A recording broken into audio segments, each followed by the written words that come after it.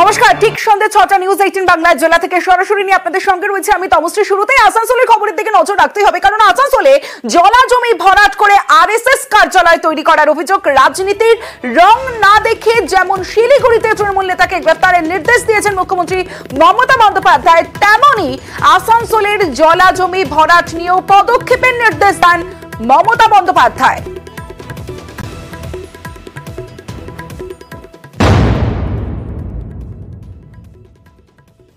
আমাকে মলয় কালকে বলছিল কোন একটা পলিটিক্যাল পার্টি একটা পুকুর ভরাট করে 3 তলা বাড়ি করে নিয়েছে। বারবার পুলিশকে কমপ্লেন দেওয়া সত্ত্বেও, আসানসোল কমপ্লেন দেওয়া সত্ত্বেও তারা কিছু করেনি, কারণ বাড়িটা আরএসএস এর। তুমি যদি তৃণমূলের বাড়ি ভাঙতে পারো তা তুমি তাহলে আরএসএস এর বাড়ি কেন ভাঙবে না?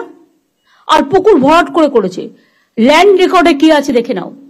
ল্যান্ড রেকর্ডে যদি পুকুর থাকে, ল্যান্ড রেকর্ডে যদি জলাশয় জমি থাকে, তাহলে সেই পুকুর ভরাট করলো কি করে?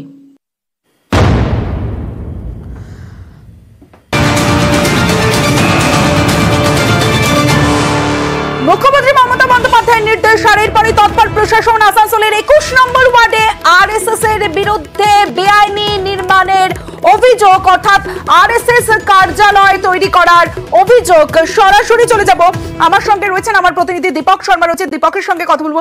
দীপক, তার মানে যে অভিযোগ মমতা বন্দ্যোপাধ্যায় করলেন সেটা কতদূর সত্যি? আছে তো টিম গেল, তারা কতটা সত্যতা খুঁজে পেল? দেখো, মমতা বন্দ্যোপাধ্যায়ের নির্দেশের পরে তড়িঘড়ি আরএসএস ভবন পরিদর্শনে যায় আসানসোল পৌরসভার আধিকারিকরা, ভূমি দপ্তরের আধিকারিকরা। তাদের অভিযোগ হচ্ছে কি জলা জমিতে মাটি ভরাট করে জমির চরিত্র বদলে সেইখানে আরএসএস ভবন নির্মাণ করা হয়েছে, জেলা আরএসএস ভবন। তাই এই অভিযোগ যখন মমতা বন্দ্যোপাধ্যায়ের কাছে যায় তখনই আসানসোল পৌরসভাকে নির্দেশ দেওয়া হয় কি এই যে অভিযোগ পাওয়া গেছে তার মধ্যে কতটা সত্যতা আছে। আজ যখন আসানসোল পৌরসভা, ভূমি দপ্তর এবং পুলিশ যখন পরিদর্শনে যায়, যারা যেই নথি চায়, যে জমিতে আরএসএস ভবন নির্মাণ করা হয়েছে সেই জমির দলিল চায়, আরএসএস ভবন নির্মাণ করার সময় যেই দপ্তরের ছাড়পত্র লাগে সেই দপ্তরের ছাড়পত্র আছে কি না, তার অনুমতি আছে কি না, যেমন এডিডি এর অনুমতি ছিল কিনা ওই ভবন তৈরি করার জন্য, তা কিন্তু তারা দেখাতে পারেনি। তাদের সাফাই হচ্ছে কি এই মুহূর্তে বর্তমানে তাদের কাছে নথিপত্র এই ভবনে উপস্থিত নেই। নথিপত্র আছে কিন্তু তারা পরে দেখাতে পারবে, কারণ হচ্ছে যেভাবে আজকে পৌরসভার আধিকারিকরা হঠাৎই হানা দিয়েছে তাই তারা সেভাবে প্রস্তুত ছিল না নথিপত্র দেখানোর জন্য। তাই তাদেরকে 15 দিন সময় দেওয়া হোক, তারপরে তারা সেই নথিপত্র পৌরসভার আধিকারিকদের হাতে তুলে দেওয়া হবে। এই কথা শুনে পরেই কিন্তু পৌরসভার আধিকারিকরা 15 দিনের সময় দিয়েছে, সীমা বেঁধে দিয়েছে কি 15 দিনের মধ্যে সে আরএসএস ভবন নির্মাণ করা হয়েছে, জলা জমিকে ভরাট করে পরে জমির চরিত্র বদলেছে কিনা তা কিন্তু সমস্ত নথিপত্র পাওয়ার পরই যে পরিবর্তী সিদ্ধান্ত নেওয়া হবে সেটা পৌরসভার পক্ষ থেকে নেওয়া হবে। কিন্তু এখন দেখার কি আরএসএস যে দপ্তর নির্মাণ করেছে সেই জলা জমিতে ভর্তি করা হয়েছে তা কতটা নথিপত্র তারা প্রশাসনের হাতে তুলে দিতে পারে। বেশ, এসেছিলেন ওনাদের কাছে, কেউ একটা কমপ্লেন করে, কে কমপ্লেন করেছে বা কমপ্লেনের কপি আমরা কিছু পাইনি। আমাদেরকে চাইছিল এই বিল্ডিংয়ের সাপোর্টিং ডকুমেন্টস, ডিড, এলআর পর্চা, স্যাংশন প্ল্যান, মিউনিসিপ্যালিটি ট্যাক্স, আমার মধ্যে সবই দেওয়া আছে, কিন্তু আমাদের সমস্ত কাগজপত্র থাকে কেশব ভবনে। আমাদেরকে কালেকশন করার জন্যে দিন পর আমাদের টাইম দিতে হবে। ওনারা রাজি হলো, আমি বললাম আমাদেরকে নোটিশ করুন, ই করুন না, অফিসিয়ালি করুন।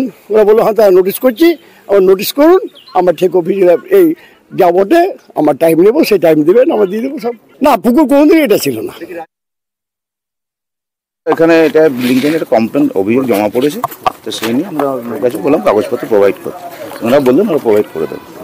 কমপ্লেনটা আমাদের কাছে রিসেন্টলি এসেছে। এরকম তো অনেক কমপ্লেন আরো জমা পড়ে, যেগুলো পরে সেগুলো আমরা যা ব্যবস্থা নেওয়া, এরকম তথ্য সবকিছু তো থাকে না, ওটা আমরা আগে এটা দেখবো, ভেরিফাই করবো আমরা। ঠিক আছে।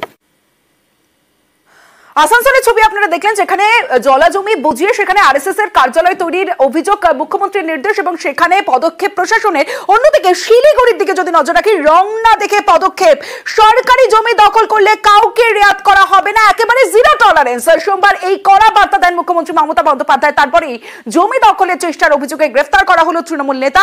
বুধবার রাতে ডাবগ্রাম ফুলবাড়ি তৃণমূল ব্লক সভাপতিকে গ্রেফতার করা হয়। আমি যে পলিসিটা মানি, প্রথম থেকেই রেস্ট্রিকশন করতে হবে। যে কাউন্সিলরের এলাকায় এটা চলবে সেই কাউন্সিলর অ্যারেস্ট হবে। যে নেতার এলাকায় চলবে, ডাবগ্রামে দেখেছেন আমি জেলা প্রেসিডেন্টকে অ্যারেস্ট করিয়ে দিয়েছি। আমাকে মলয় কালকে বলছিল কোন একটা পলিটিক্যাল পার্টি একটা পুকুর ভরাট করে 3 তলা বাড়ি করে নিয়েছে। তুমি যদি তৃণমূলের বাড়ি ভাঙতে পারো, তা তুমি তাহলে আরএসএস এর বাড়ি কেন ভাঙবে না? জমি দখলের চেষ্টার অভিযোগে গ্রেফতার তৃণমূল নেতা। বুধবার রাতে তাকে গ্রেফতার করে শিলিগুড়ি পুলিশ।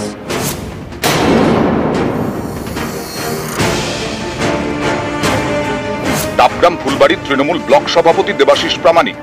ধৃত এই তৃণমূল নেতা শিলিগুড়ির মেয়র গৌনদেবের ঘনিষ্ঠ বলে পরিচিত। দেবাশিস প্রামাণিক একসময় ছিলেন কংগ্রেসে। 2013-এ কংগ্রেস থেকে তৃণমূলে যোগ দেন। 2018 থেকে 2023 পর্যন্ত জলপাইগুড়ি জেলা পরিষদের ভূমি কর্মাধ্যক্ষ ছিলেন।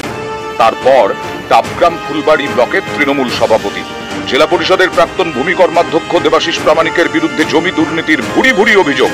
সরকারি জমির পাশাপাশি ব্যক্তিগত মালিকানাধীন জমি দখলেরও অভিযোগ উঠেছে। সম্প্রতি উত্তরবঙ্গে জমি দখল এবং জমির চরিত্র বদল রুখতে সরব হন মুখ্যমন্ত্রী।